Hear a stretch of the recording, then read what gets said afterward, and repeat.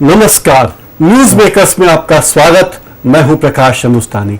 आज इस कार्यक्रम में हमारे खास मेहमान हैं देश के जाने माने क्लेरियोनेट वादक उस्ताद अब्दुल सलाम नौशाद साहब। आपका बहुत बहुत स्वागत है इस्तकबाल साहब। धन्यवाद सर। 17 तारीख को दिल्ली में आईसीसीआर के एक विशेष कार्यक्रम में आपका सम्मान है और आपका 1 घंटे का एकल वादन है। जी सर। आपको बहुत बहुत बधाई, शुभकामनाएं। Thank you. ये आप बजाते हैं वाद्य क्लेरियोनेट, ये क्या है? ये पाश्चात्य वाद्य है और ये मूल्यतम विदेशी वाद्य है जिसके इस देश में, अपने देश में गिनती के चुने हुए ही 2-4 कलाकार हैं। चूंकि बहुत डिफिकल्ट वाद्य है ये, सेनई फूड जैसे फूक का वाद्य है ये, और फूड से बजाया जाता है, फूक से बजाया जाता है। तो इसकी विशेषता ये है कि मैं शास्त्रीय संगीत का कलाकार हूं और शास्त्रीय संगीत क्लैरिनेट में बजाना एक जरा थोड़ा सा बहुत डिफिकल्ट जाता है, मगर चूंकि ईश्वर की कृपा है, मेरे गुरुओं का आशीर्वाद है, मेरे परिवार का आशीर्वाद है कि आज मैं उस स्टेज पे पहुंच चुका हूं कि सभी लोगों का मुझे, मेरे संगीत के द्वारा, मेरे वादन के द्वारा सभी लोगों का मुझे आशीर्वाद और प्रेम प्राप्त हो रहा है। आपके साथ संगत देंगे मनीष अत्रे जी, जो इंदौर के ही हैं। इंदौर के ही हैं। तो ये आप दोनों की जुगलबंदी कब से चल रही है? ये करीब करीब आप ये मान के चले कि मनीष अत्रे जी के करीब करीब 15 साल से मैं मनीष अत्रे जी से संगत करा रहा हूँ और मनीष अत्रे जी बाखूबी बहुत अच्छी संगत कर रहे हैं। वो भी एक युवा तबला वादक है जो मेरे संग हमेशा वो संगत करते हैं, मुझे अच्छा लगता है। कितने साल से आप ये क्लेरियोनेट बजा रहे हैं?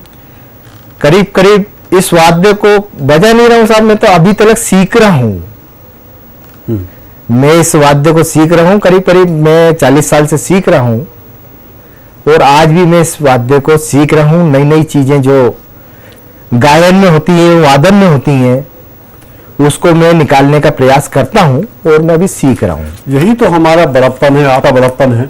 हम शास्त्रीय संगीत के चाहने वाले, बजाने वाले संगीतकार कभी ये नहीं कहते कि आई एम द बेस्ट, वे हमेशा अपने आप को विद्यार्थी ही कहते हैं। तो ये अंतर क्यों? हम शास्त्रीय संगीत वाले इतने विनम्र और पाश्चात्य संगीत वाले एकदम उजड़ की तरह I am the best, I am the best चिल्लाते हैं। हिंदुस्तान की एक आदत रही है साहब, यहाँ पे हिंदुस्तान ने बड़े बड़े कलाकार दिए जो विश्व में अपना डंका बजा के हैं, बड़े बड़े पहलवान दिए, हर फन में हिंदुस्तान दिस ग्रेट।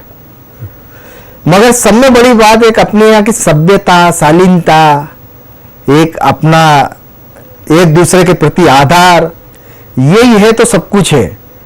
और जहां मेरा ये मानना है कि आज के बच्चों को भी ये कहना चाहूंगा कि संगीत आखिरी सांस तक ही व्यक्ति सीखता ही है, और यदि जहां आपने थोड़ी सी कालर ऊंची करी तो परमात्मा को बुरी लग जाती है और आपके कने जो है वो भी चला जाता है। तो ये विनम्रता आप इसलिए रखते हैं कि प्रभु के प्रति आपकी कृतज्ञता ज्ञापित करते हैं। ये एक साधना है साहब, ये साधना है और साधना को साधना के तरीके से करेंगे आप तो प्रभु क्या मालूम कब आपके ऊपर प्रसन्न हो जाएगा और कब आपको क्या दे देगा, उसकी कोई उम्मीद नहीं कर सकता।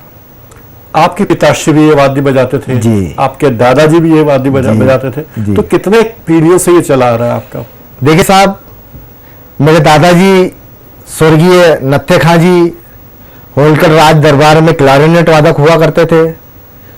उनकी शिक्षा से स्वर्गीय मेरे पिताजी अब्दुल रशीद साहब, वो भी जो है क्लैरिनेट बजाते थे और उन्होंने मुझे प्रेरणा देके इस वाद्य में डाला। जो मेरे गुरु पंडित श्री कृष्ण सावनेर जी, उस्ताद मोहिद्दीन खां साहब और मैंने कुछ दिनों बिस्मिल्लाह खां साहब से भी तालीम प्राप्त की, जिसका मुझे आज अच्छा लगता है कि उन लोगों ने मुझे जो भी ज्ञान दिया आज मैं दूसरों को ज्ञान दे सकूं। हमने सुना कि आप मीड़, झाला और गमक तीनों बजा लेते हैं क्लेरियोनेट्स। जी सब, मीड़, झाला, गमक, विलंबित एक ताल, ये सब एक क्या होता है, शास्त्रीय संगीत की एक सब परंपरा है जो सदियों से आ रही है। तो क्लारिनेट जैसा एक डिफिकल्ट वाद्य, इसमें मीण बजाना, जाला बजाना, 3 सप्तक की तान बजाना, ये सब एक बहुत कठिन जाती है। मगर चूंकि 2-2 4-4 घंटे रियाज करते हैं तो वो प्रभु सब हमारी सारी चीजें जो है ऊपर वाला सब आसान कर देता है और वो बाकायदे बाखूबी बसता है। 31 साल पहले राष्ट्रपति जी के द्वारा आप सम्मानित हो चुके हैं। राइट। देश दुनिया में कई जगह आप अपने कला का प्रदर्शन कर चुके हैं। यस। और करते रहते हैं। Right. कभी फिल्मों में जाने की इच्छा नहीं हुई आपकी? नहीं, पैसा साहब। कमाया जाए, हाँ। वहां जाके संगीत दिया जाए? क्योंकि साहब क्या है कि अभी मैं संगीत सीख ही रहा हूं और दूसरी चीज सब में बड़ी बात यह है कि फिल्मों वाला मसला ये, आज फिल्में इतनी सारी बन रही हैं, इतने सारे गाने आ रहे हैं, सब कुछ आ रहा है, आज आप सुनेंगे और कल उसको भूल जाएंगे। और ये शास्त्रीय संगीत जो है सदियों से चला आ रहा है मगर आज कोई भूल नहीं रहा उसको। तो मेरी उस ओर जाने की कोई इच्छा नहीं है साहब। प्रभु की कृपा है कि प्रभु जो है मेरे को इसमें ही उन्नति दे, उससे यही कामना है मेरी। और एक जो भी मेहनत कर रहा हूं मैं, लोगों को अच्छा लगे, लोग मुझे उसके लिए बधाई दें, धन्यवाद दें, बस मैं यही चाहता हूं। उस्ताद 17 तारीख को क्या बजाने वाले हैं? 17 तय तारीख कर लिया आपने? जी जी, मैंने राग तय कर लिए हैं। चूंकि उनको भी मीडिया को देना पड़ते हैं तो उन्होंने पूरे मेरे सब पूरा बायोडाटा पूरा ही मंगा लिया है उन्होंने। और मैं पहले बजाने वाला हूं, उसमें विलंबित एक ताल बजाऊंगा राग भाग्यश्री में। उसके बाद में बजाऊंगा, मैं पहाड़ी धुन बजाऊंगा एक। उसके बाद में मेरे कार्यक्रम का समापन करूंगा मैं राग भैरवी से, क्योंकि किसी भी अच्छे बड़े आयोजन का समापन होता है राग भैरवी से। तो मैं उस, और कार्यक्रम का समय शाम को 7 से 8 7 से 8 का है। और इसमें देश दुनिया के जाने माने कूटनीतिज्ञ आएंगे। बिल्कुल आएंगे। ये बताइए, इतना आपको सम्मान मिला, अमेरिका ने आपको ग्रीन कार्ड दे दिया, राइट। भारत सरकार आपको सम्मानित करती है, जनता आपको सिर आंखों पे बिठाती है, मध्य प्रदेश सरकार कभी कुछ आपको बोलती है कि आप आओ हमारे यहाँ कुछ करो? मध्य प्रदेश सरकार का ये है साहब कि मध्य प्रदेश सरकार, मैंने कई टीवी पे अपने इंटरव्यू में बिल्कुल खुला बोला है और मैं बोलने में बिल्कुल साहब कहीं भी संकोच इसलिए नहीं करता हूं कि मैं कलाकारों की पीड़ा देखता हूं और मैं स्वयं अपनी भी पीड़ा समझता हूं। मध्य प्रदेश शासन इतना पैसा खर्चा कर रही है, करोड़ों रुपए कलाकारों के नाम पे खर्चा कर रही है, सब कुछ कर रही है। जब देखो, जब जो रिपीट, हमेशा रिपीट कलाकार, कोई भी समारोह में रिपीट कलाकार, तो ये इसका सीधा सीधा ये है कि साहब जो डायरेक्टर लोगों के हाथ जोड़े पैर पड़े, उन लोगों को वो ओबलाइज करते हैं, ना कि मध्य प्रदेश में इतने सारे संगीत की समझ वाले लोग नहीं है संस्कृति विभाग में?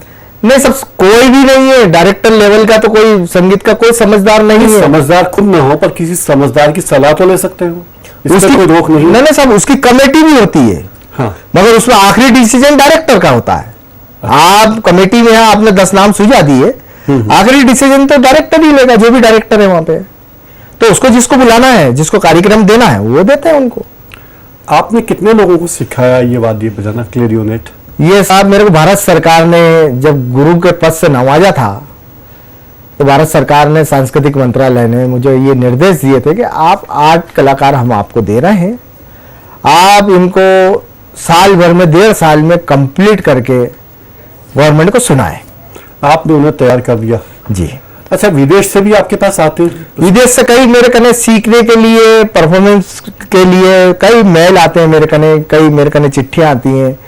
चूंकि मेरा ये है कि गवर्नमेंट ऑफ इंडिया, ये ICCR जो है, मेरा पैनल में नाम है, कभी भी भारत महोत्सव होता है, कभी भी डेलीगेशन विदेश जाते हैं तो मुझे जाना है, ये तय है मेरा। तो मेरा ये मानना कि जब भी जाऊं मैं भारत सरकार की ओर से जाऊं और भारत का नाम रोशन करके मैं आऊं। भारत भवन बनने के वक्त तो बड़ा माहौल था मध्य प्रदेश में बिल्कुल कला था, संगीत का। बिल्कुल था। अब वो खत्म क्यों हो गया? उसका कारण साहब मैंने पहली चीज बतला दी कि ना तो मंत्री लेवल से लेकर नीचे तक कोई संगीत के ज्ञाताओं को रखते हैं उसमें, वो रखते भी तो सिर्फ, क्या कहना चाहिए उनको, सिर्फ एक नाम के लिए। जब आप जिस क्षेत्र में काम कर रहे हैं उस क्षेत्र का जब तक आपको नॉलेज नहीं है तो आपको किसी से नॉलेज तो लेना पड़ेगा साहब। कोई भी पुरस्कार का मौका आता है तो 4-6 लोग बैठ जाते हैं, वो घोषित कर देते हैं कि हाँ इसको दे दो, उसको दे दो, इसको दे दो। अरे कलाकार, आज मेरा कहना है कि भारत में क्लारनेट वाला आज की तारीख में भारतीय शास्त्रीय संगीत के नाम पे क्लारनेट वाले दुनिया हिंदुस्तान में सिर्फ 2 या 3 लोग हैं, वो भी बेचारे बहुत एजेड हो गए 2 लोग। तो आप ऐसे रेयर वाद्य की तरफ आपका ध्यान नहीं जाता है क्या? आप एक बड़ा दुर्लभ वाद्य बजाते हैं जी, जिसमें फूंक मारना होता जी, है और बांसुरी की तरह का वाद्य है ये जी। तो इसमें लोग कहते हैं कि कई बीमारियों का डर रहता है, अस्थमा वगैरह, ऐसा भी कुछ है? ये सांस का काम तो है साहब। हाँ, बिल्कुल बात ठीक कह रहे हैं आप, सांस का काम है, मगर आज तक तो मेरे को प्रभु की कृपा है। इसके लिए कुछ खास एक्सरसाइज करते हैं? नहीं नहीं साहब, कोई एक्सरसाइज नहीं करता हूँ मैं। ये सुबह जरूर थोड़ा सा घूमता हूँ मैं, सुबह 6 बजे 5 बजे उठ जाता हूँ, 6 बजे तक घूमता हूँ 1 घंटा, उसके बाद में अपने रियाज पे लग जाता हूँ। क्या आप जो वाद्य बजाते हैं जी, क्लेरियोनेट, उसके माध्यम से आदमी ससम्मान जीवन जी सकता है? नहीं साहब, इस महंगाई के दौर में व्यक्ति नहीं जी सकता।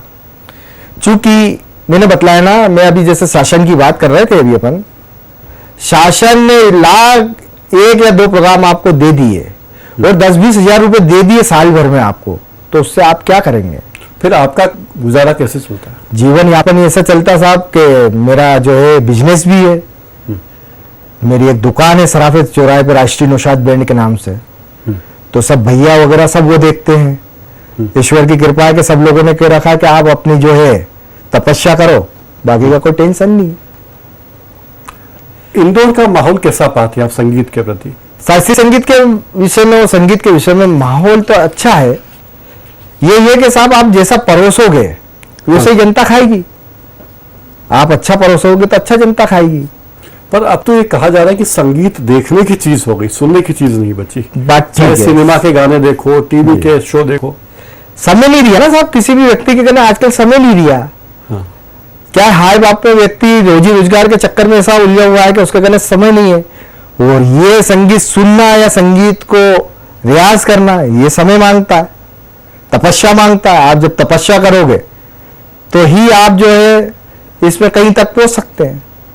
लोग कहते हैं कि कला की सेवा करते करते आदमी कई बार वीर गति को प्राप्त हो जाते हैं, प्रभु के पास चले जाते हैं, लेकिन उन्हें मान्यता नहीं मिलती जी, क्या इंदौर में भी ऐसा ही है? हाँ साहब, हुआ है ऐसा, ऐसा हुआ है? बिल्कुल हुआ है। चूंकि मैंने 2-3 बड़े बड़े कलाकार इंदौर के देखे, वो बेचारे अपना जीवन पूरा खत्म कर दिया उन्होंने। खत्म करने के बाद में उनको तो गवर्नमेंट का एक प्रोग्राम भी नहीं मिला, गवर्नमेंट ने उनकी तरफ देखा ही नहीं कि कोई कलाकार इंदौर में इस प्रकार से हैं। उनका नाम था पंडित श्री कृष्ण सावनेर, उनकी तरफ गवर्नमेंट ने कभी झांक के नहीं देखा। अभी साल भर पहले उनका निर्धन हो गया। क्या इंदौर के लोग ध्यान देते हैं सब कलाकारों को? इंदौर के लोग सब प्रोग्राम कराते हैं, इंदौर के लोग बराबर सम्मान देते हैं, इंदौर के लोग यहाँ तक पैसा भी देते हैं, ऐसा नहीं है। आप ये क्लेरियोनेट का क्या भविष्य देखते हैं? मैंने सुना अमेरिका में तो विश्वविद्यालयों में बजाया जाता है, छात्रों को सिखाया जाता है। बिल्कुल साहब, वहां पे कंपलसरी है। जितने भी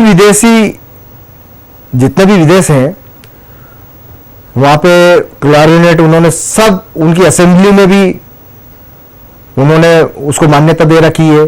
उनके यहाँ टीचिंग होती है इसकी, और वेस्टर्न म्यूजिक वहां पे हर स्टेप पे सिखाया जाता है। चूंकि ये वाद्य वहीं का है, और सब में बड़ी बात के पूर्व राष्ट्रपति बिल क्लिंटन साहब वो खुद क्लारनेट और सैक्सोफोन बजाते थे।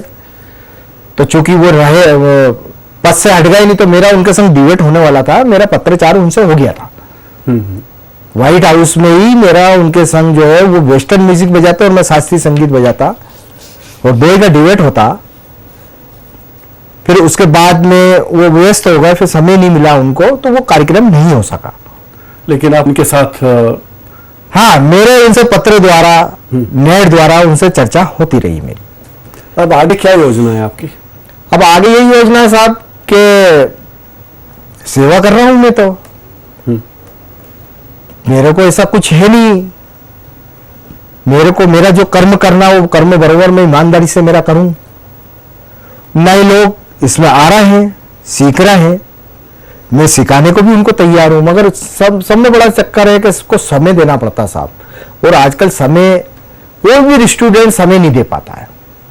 वो तो ये पूछता है कि सर मैं कितने दिन में सीख जाऊंगा, तो फिर उनको कहना पड़ता है कि भाई ये कितने दिन में सीखने की कला नहीं है, इसमें पहले खुद को मिटना पड़ता है।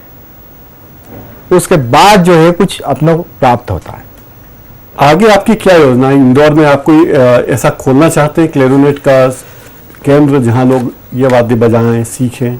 हाँ सब, जैसे तो अभी चूंकि मैं आपको ईमानदारी की बात बतलाऊं कि मेरा बच्चा भी है एक, मेरा स्वयं का बच्चा है, मगर मैं भी ये सोच रहा हूं कि इसको सिखाऊं नहीं मैं। उसका कारण है साहब कि यदि मैंने उसको सिखाना शुरू कर दिया तो इसमें आधी उम्र तो ही खत्म हो जाती है सीखने में ही। पर यही बात अगर आपके दादाजी सोचते तो आपके पिताजी को नहीं सिखाते, आपके पिताजी सोचते तो वो आपको नहीं सिखाते। बात ठीक कह रहे हैं आप, आपकी बात से भी सहमत हूं। तो अभी मेरा बच्चा जो है 7वीं क्लास में पढ़ रहा है, तो उसका भी ये कहना है कि पापा मुझे सिखाओ, मगर मैं सोच रहा हूं कि इससे जीवन यापन आगे चल के, बेटा तेरा जीवन यापन कैसे होगा। ये यंत्र काफी महंगा होता है क्या? हाँ सर, क्लेरिनेट कितना महंगा होता ये इंडिया में भी बनते हैं, मगर इंडिया में उस प्रकार की क्वालिटी नहीं देते हैं ये। पेरिस, अमेरिका, लंदन, ये वहां बनते हैं और करीब करीब ये वहां का 1.5 से 2 लाख रुपए का यंत्र होता है। 1.5 से 2 लाख रुपए में ये वहां से क्लारिनेट प्राप्त होता है। और ये यंत्र खरीदने के लिए बैंक में लोन देती है क्या? नहीं, बैंक वगैरह कोई लोन मतलब बैंक विजय माल्या को ही लोन देती है ताकि वो कैलेंडर छापे, बीच पार्टी करे, दीपिका वो तो सब पादुकोण देती को उसका बेटा हवाई फ्लाइट सब गिफ्ट देती करे वगैरह। कलाकारों के लिए कोई बैंक कुछ की योजना नहीं। कलाकारों के साथ तो साहब गवर्नमेंट हमें सही सब, मैंने अभी आपको थोड़ी देर पहले बतलाया है कि सारी चीज में कोटा है। रेलवे में कोटा है, क्रिकेट में कोटा है, किसी को प्लाट दे रही है आईडीए, किसी को क्या दे रही है, तो किसी को नौकरी दे रही है, तो किसी को क्या दे रही है। महाराष्ट्र में तो है, महाराष्ट्र में है। महाराष्ट्र गवर्नमेंट समझदार है साहब। हाँ। महाराष्ट्र गवर्नमेंट समझदार है और संगीत को समझती है कि कलाकार कैसे बनता है, कितनी तपस्या करना होता है। वहाँ कोटा है, वहां यहाँ कोई कोटा नहीं कलाकारों का। कलाकार अपनी बात नहीं कह सकता साहब, और कहते भी हैं तो हाँ देख लेंगे, करेंगे, देखेंगे, करेंगे, उसमें सारा समय निकल जाता है। उस्ताद अब्दुल सलाम नौशाद साहब, आप हमारे स्टूडियो पधारे, आपने हमसे बातचीत की। 17 तारीख को होने वाला आपका कार्यक्रम बहुत गुलजार रहे। सभी हस्तियां आए, आपके कार्यक्रम देखे, सुने, पसंद करें, यही दुआ है। आपका बहुत बहुत शुक्रिया, आप हमारे स्टूडियो पधारे। Thank you sir, thank you. News makers में फिलहाल इतना ही। आप हमारा ये कार्यक्रम यूट्यूब पर जाकर भी देख सकते हैं। यूट्यूब का URL स्क्रीन पर नीचे दिया गया है। नमस्कार।